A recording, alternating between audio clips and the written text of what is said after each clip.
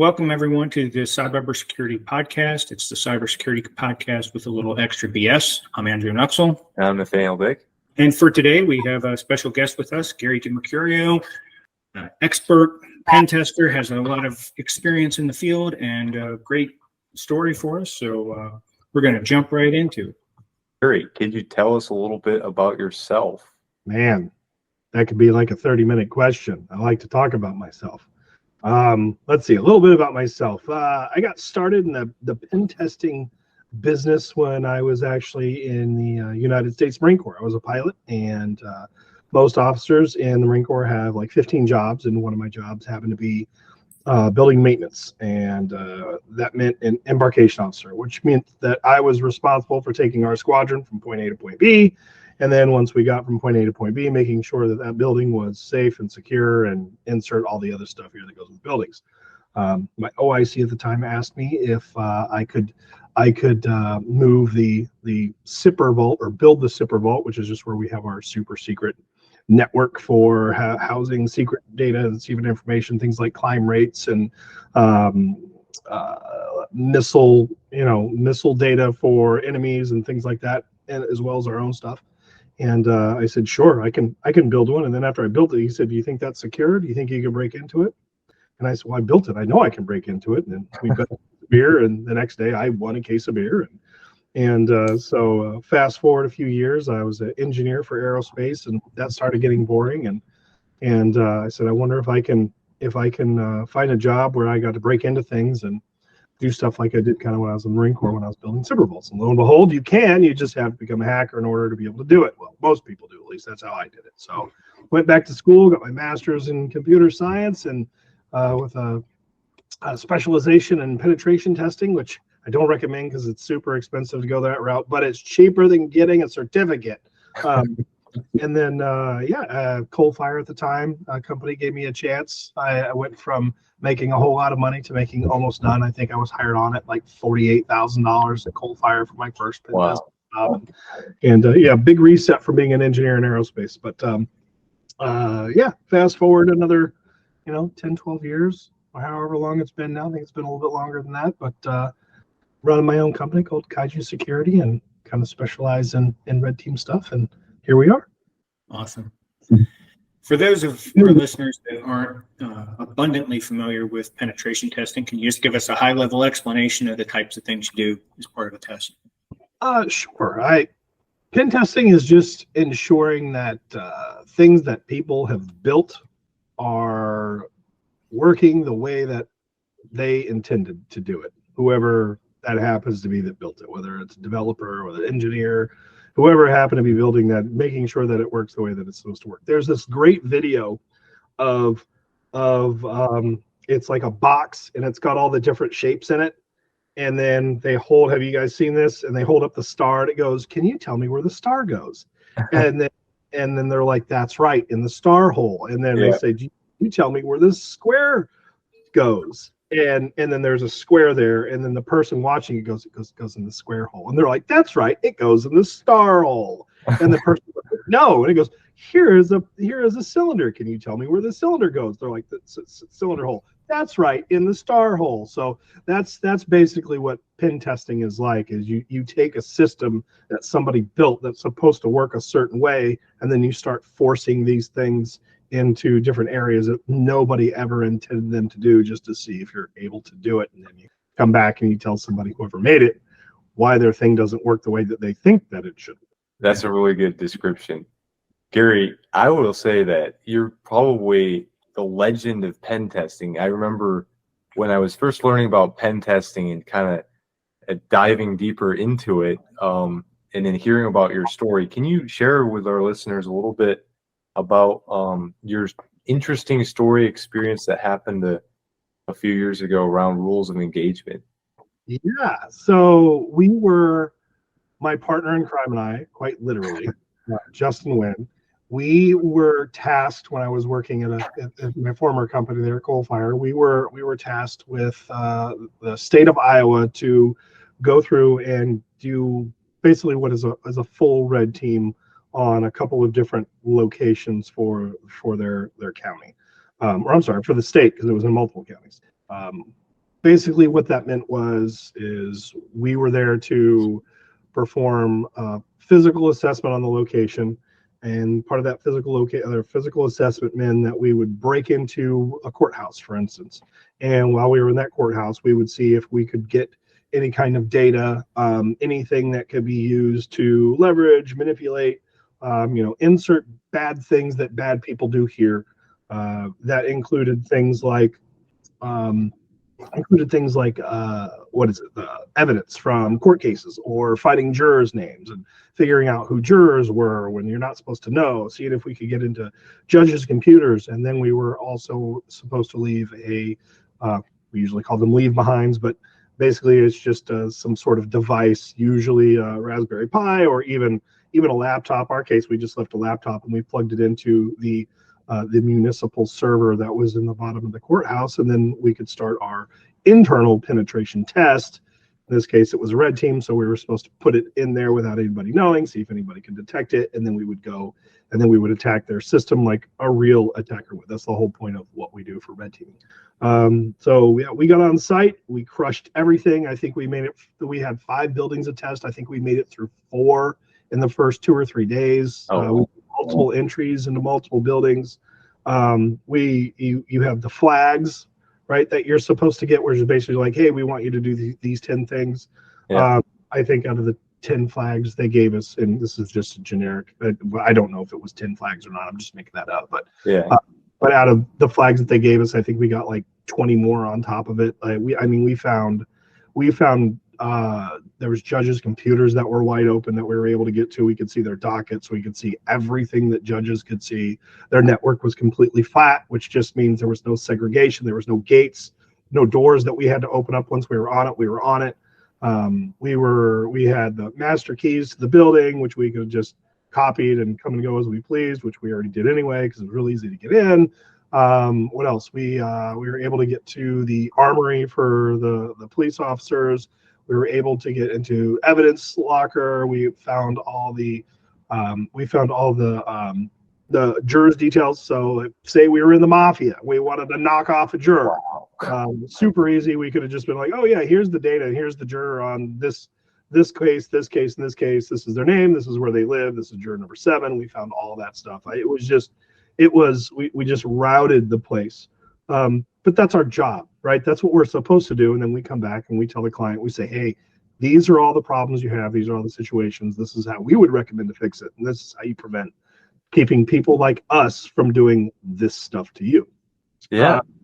So the issue was we came to a courthouse in Adel, Iowa, and it was the security of the courthouse. And from the way I understand it now, and the property is owned by the county. However, the courthouse itself is ran by the state. So all the employees in there, other than the sheriffs, are all state employees now.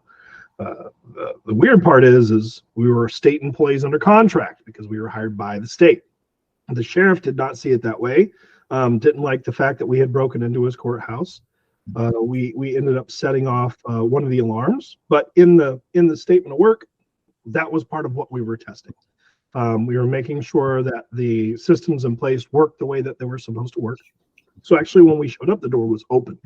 A lot of people don't realize there's the little switches like this on top of your door, or you see at the store and it goes boom. When you open it, it's just a reed switch. And basically what it is there's 2 pieces of metal in that switch, and then another thing, either the top or the bottom, usually it's the bottom, is a magnet.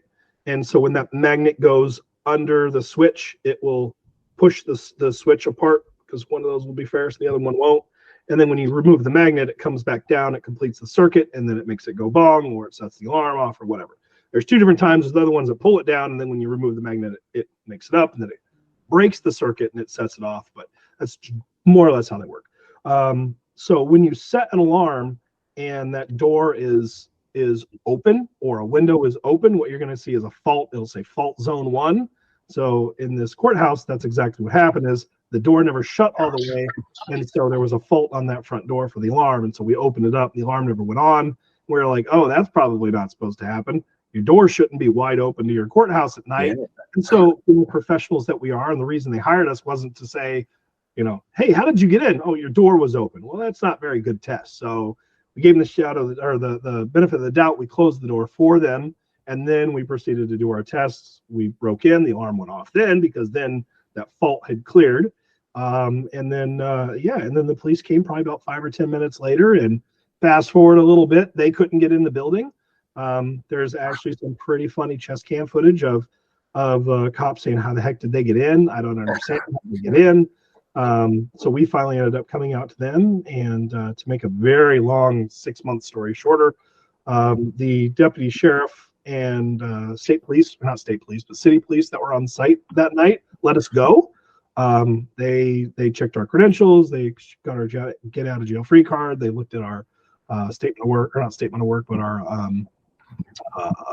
the request for information that showed all the people that we were working with, our contract, and they said, yeah, you guys are good to go. Sheriff showed up. He was mad.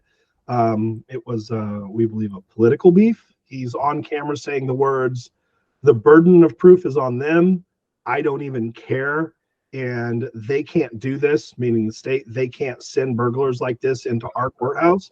So there's a couple of things there. One, the burden of proof isn't on us. The burden of proof is on them to show that we're guilty, because you're supposed to have presumption of innocence in the United States, which he didn't give us. And the other part was, it was pretty obvious he really thought that we were there from the state, because he said they can't do this, and meaning the state, and obviously he was mad at us. So throw a little bit more oomph into that, is while we were sitting in jail and while we were charged, the state figured out that the sheriff wasn't playing ball and he wasn't real happy. And so they disavowed us completely while we were in jail and said we never hired those guys. They went so far as to take the contract that they had signed and delete it from the servers company, and trying to say that they never hired us and we don't have a contract with them. They ended up retracting that statement, because our IT guy was just like, no, dude, it doesn't work like that. They're like, let me roll back the server and get that file that you tried to delete. And then we got the file, and we're like, really? Because you've got it signed right here. And then suddenly they walked that release back and then said, well, we hired them, but that's not what we asked them to do. And then we released the statement of work that specifically said do physical security. And then they're like, well, yeah, but it wasn't during that time. And then we released our get out of jail free card that said we were showing up on Sunday and we could start anytime on Sunday. And so we're like, hey, if we showed up at Sunday at 10 o'clock, then obviously these hours weren't a concern, and we could be there after hours. And then it was like, well, yes, but, and so they kept walking it back and walking it back and walking it back. And the whole time the sheriff was going after us, but angry at the company. And they ended up dropping the charges after 6 months of baloney. Maybe that's the word I'll use. And the best part is the whole time it was against us, but our CEO, Tom McAndrews at the time, was actually really good about it. And he kept hitting the media. He's like, this is ridiculous. Like, these guys didn't do anything wrong. They're just doing their job. Yeah. And I don't understand why they're going after our employees rather than our company. If our company did something wrong, then come after us, not our employees. Yeah. End of the day, they never went after Coalfire. They just went after us. And before they dropped the charges, the sheriff held our CEO hostage and said, I refuse to drop the charges on Gary and Justin until I get to talk to the CEO. And if I don't get to talk to the CEO, I'm not dropping charges. So why the sheriff needed to talk to our CEO in order to drop our personal charges is anybody's guess. I don't know. But now we're in a personal lawsuit against the sheriff himself. So we'll see how that goes.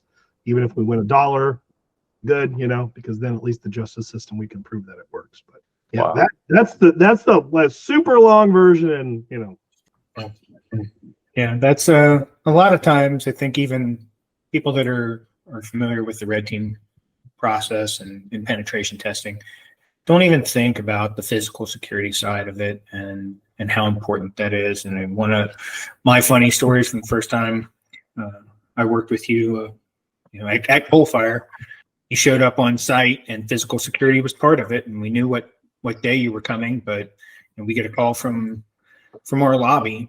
You walked right through the door, gotten past building security, gotten past everything. And rather than just sneak in the door, you were kind enough to wait in the lobby and say, I'm here to see these guys, and get a phone call from Gary, and I'm like, well, I guess the building security is not up to par right now. We got something to work on there, but it's the first step a lot of times. There's so many different threat vectors, but physical security is often overlooked, and it's a big part of IT security, cybersecurity, and so on. Yeah. On that note, what are the most common findings that you have coming out of the penetration test, the red team test that you're performing?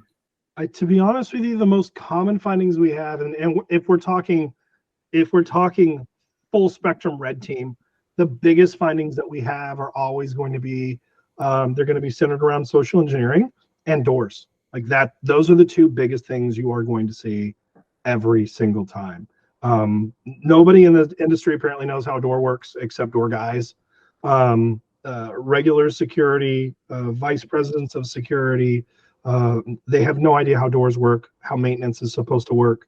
We can manipulate doors with cutting boards, either cutting board or piece of wire or under the door tool, and I want to say 95% of the places that I've been, there is an external door that gives us internal access that we can manipulate with one of those 2 or 3 tools and get into your facility every single time. I mean, every single time.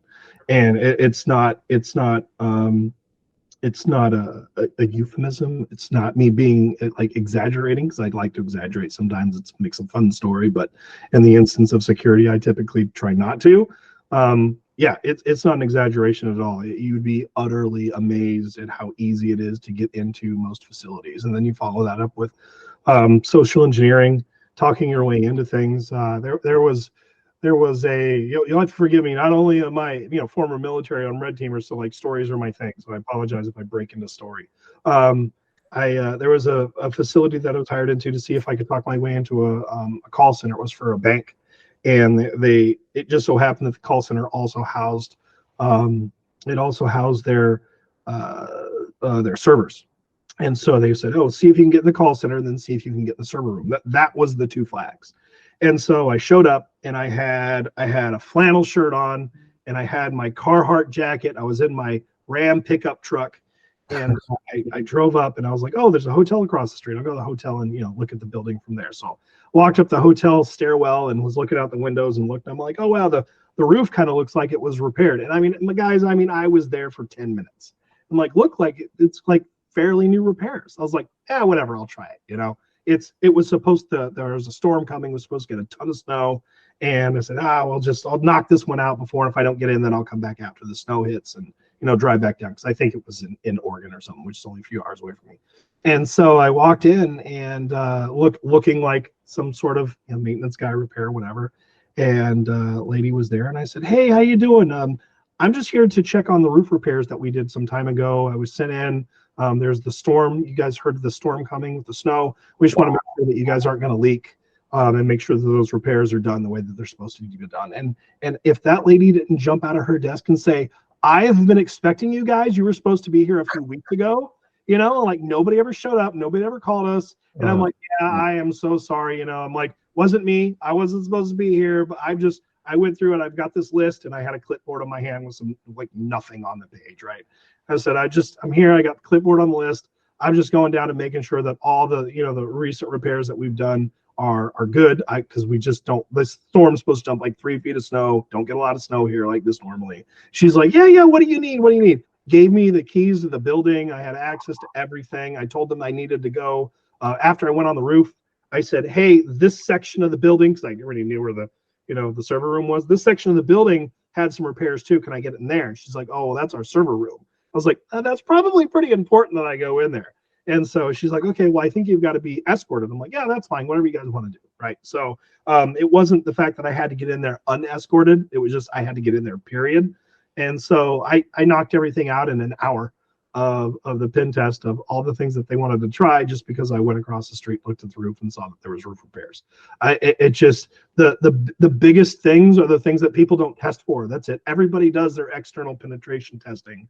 Everybody makes sure that you can't, well, not everybody, but most people make sure that you can't log into your system externally. They're like, oh yeah, we've got these firewalls and we got all this great stuff. And you're like, sweet, I just follow somebody in through the front door and plug into your network because you don't have any MAC filtering, or you don't have nothing. There's nothing there. And so it's like, I mean, I don't even want to call it coconut. Usually your coconut, you got this real hard outside, but then once you make it in the inside, then everything else is easy. But security needs to be holistic, and the biggest findings are the ones that nobody tests for, because people say, what are the chances?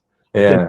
Looking at the news, and you actually start looking at how many foreign nationals, like Boeing, right? All the problems they're having with their jets right now. If you look at Boeing's past, they've got foreign nationals that they've caught on site in their area all the time, taking pictures, making notes, like they don't even use spy cameras anymore, where they're like, their lapel pins so they don't get caught. They're just out there with their iPhones doing this because they put the same thing on that everybody else is wearing, so everybody thinks that they belong there, until some astute person is like, dude, why are you taking pictures? That's just weird. And then they happen to get caught on their 5th time, I think it was. The last time that somebody got caught at Boeing was literally their 5th time that they did it. Then somebody said something.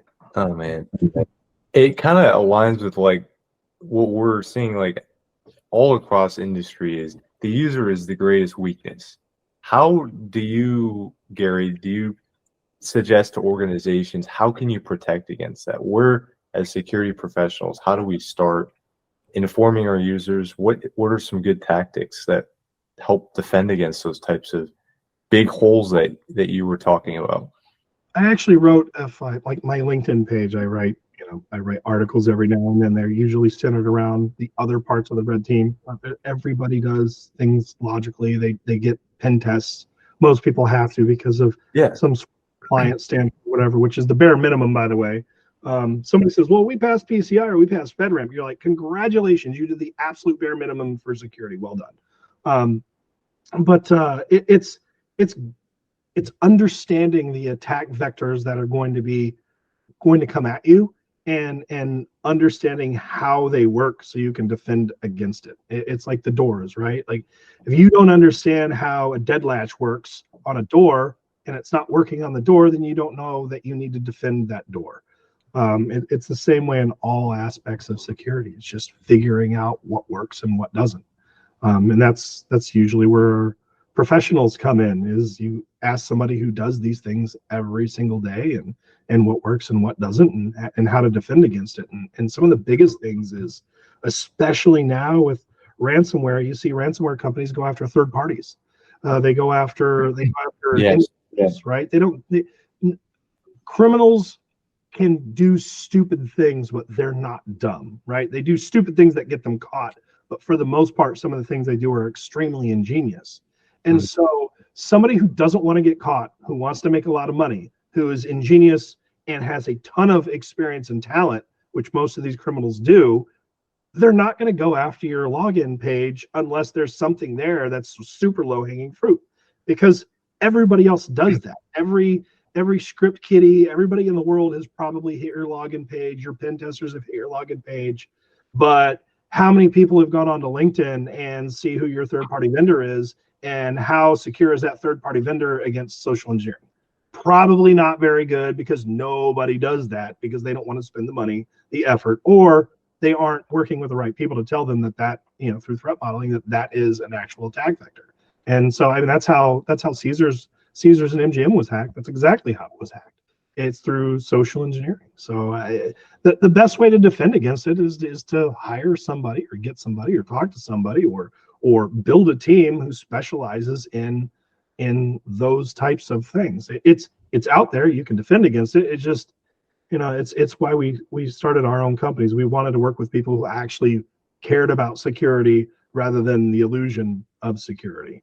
And those people are fun to work with. The ones that want the illusion of security, not so much, because they don't want to spend the money on it. Yeah, it's almost ironic. Generic answer, sorry. No, That's really good.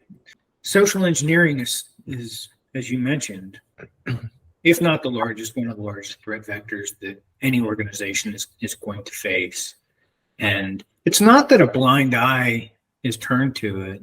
It's that people just don't understand how simple it can be accomplished. And I saw a great article on LinkedIn about a guy that social engineered his way into a company, and the way he did it was dressed like the people there and brought in donuts and had his hands full of donuts. So somebody held the door for him. Really don't want the guy drop his donuts. And there's a lot of just kind people. And I'm not pointing that out as a flaw, but you have people that are accommodating and want to be helpful. And we have a kind society in many cases, regardless of what you see on the news or read about. Most people are still inherently kind. They want to be helpful. They want to be supportive. They want to do the right thing. They work hard for their organization.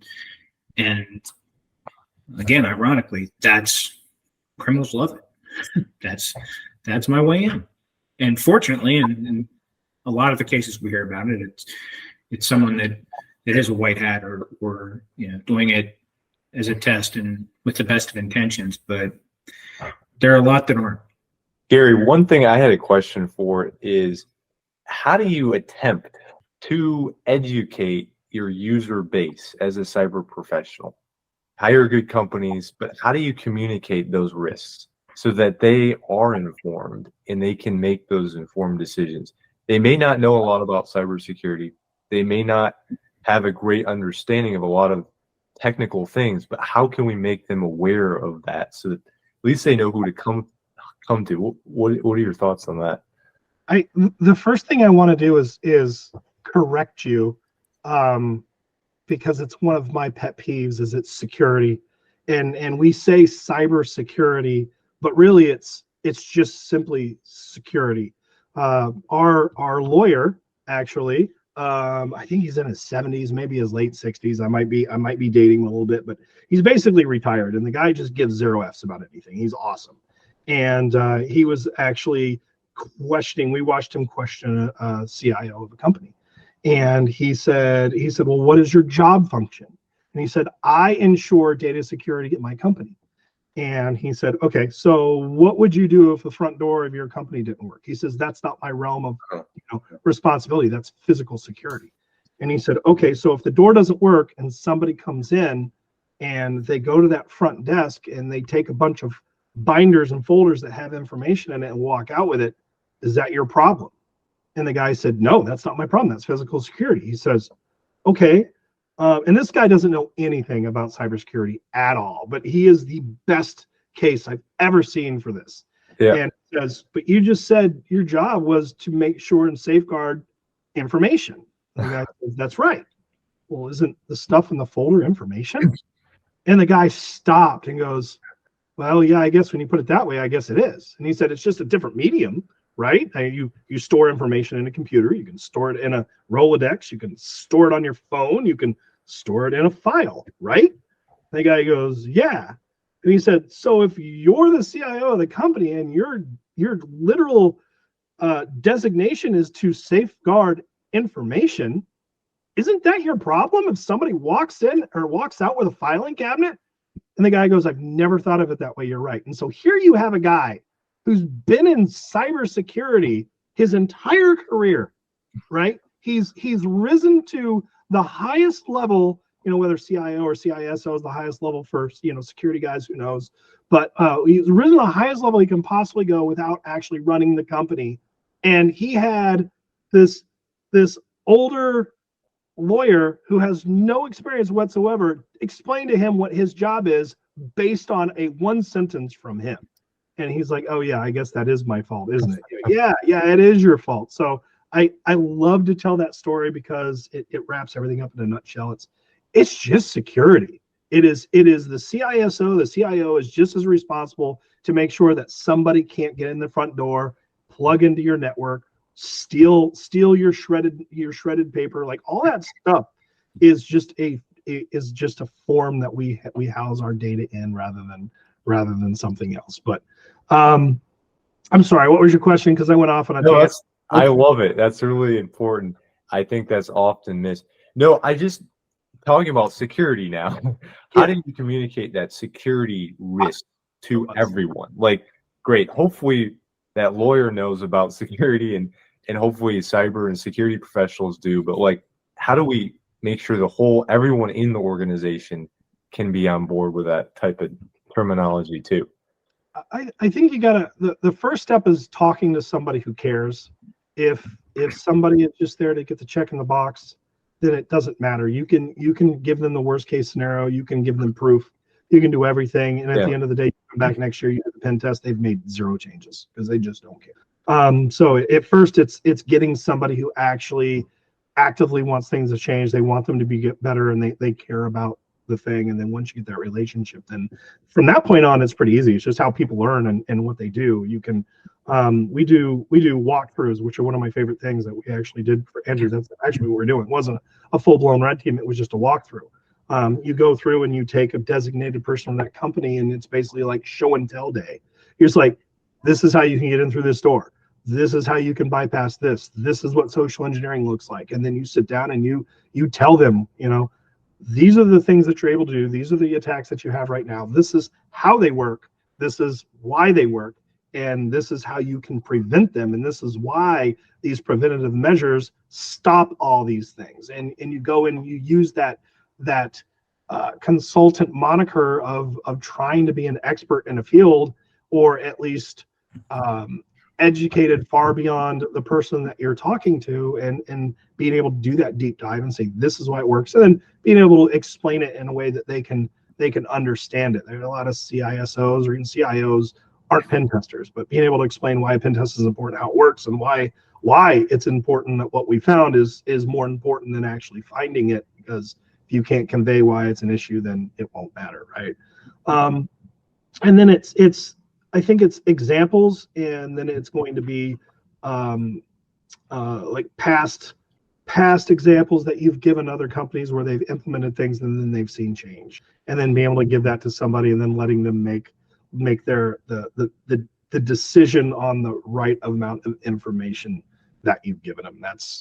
And again, that's a super generic answer, but it works really, really well. But they don't understand, like, most people, to go a little bit further into this, and I told you guys I like to talk, but it's about security. I love it. It's my passion. But most people don't understand how ransomware works.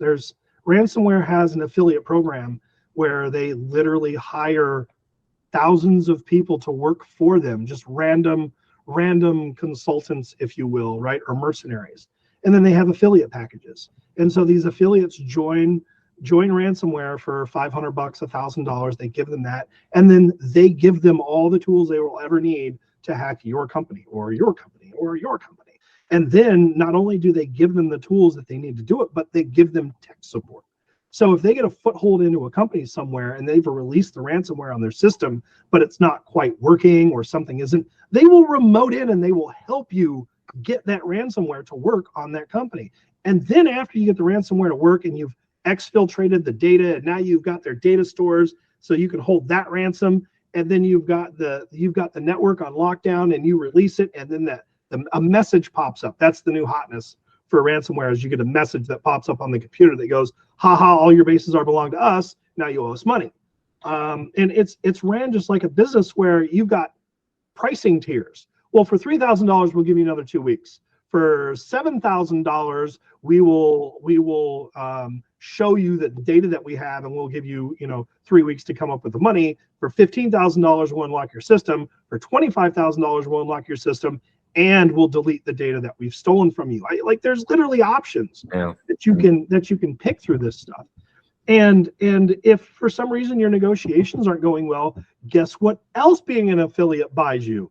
It buys you Black Hat or whoever you happen to be working with. They will literally get on the computer and negotiate for you, and then you just split the money with them and share the money with them. Like it is a straight up billion-dollar underground business, and they are very savvy. They're very experienced, and they have associates all throughout the world, all trying to attack you because they want their payday, and all they really need to do is get a foothold. And then Black Cat, all these professional guys that are really good at stuff, take over, worm their way into their system, and then these guys get a payday, and then it works well for all of them. But it's stories like that, and the intricacies, and doing the due diligence as your consultancy, because I can guarantee you can go to a consultancy right now, probably 10 of them. I would be surprised if 2 of them knew about that, right? There might be somebody who works there that knows that, but if you ask that consultancy, whomever you're talking to, the face of that, anybody that works there, like my company,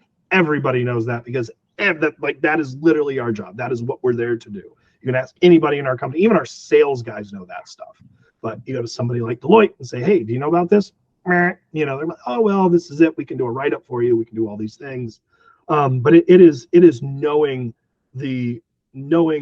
what that threat landscape looks like, what's out there right now, not what was out there 20 years ago, not what FedRAMP tells you to test for, not what PCI says that you need to be for. It's like your most common enemy. Anyway, sorry. No, good information. Gary wanted to give you a chance to talk about Kaiju and how people can get in contact with you and give you the opportunity to plug a little bit. Man, we are awesome. I'll tell you that. We only take one client at a time. That's one of the things that we have a must-have. I don't really see us ever wanting to have 30,000 employees because we want to have that one-on-one, like the conversation that we're having right now, where we talk to our clients. Right, we want this to be the exact same scenario when we have a client where they can ask us questions. We have all the time in the world for them because they're the only person in the world for us at that time. We specialize. You can go to kaiju-security.com. That's our website. You can just type in Kaiju Security in Google and you probably will find us. But we've got a nice little spiel on everything that we do. But the nice thing is we want to work with people who really care about the security, and we specialize in all manner of stuff, just regular pen testing. But the thing that really floats our boat is red teaming, doing real life scenario type things, actually showing you what your most likely avenue and the worst case scenario avenue of attack is, not just what PCI is going to tell you or some compliance framework is going to tell you. And the other thing you won't see us using is MITRE ATT&CK framework because we absolutely hate it.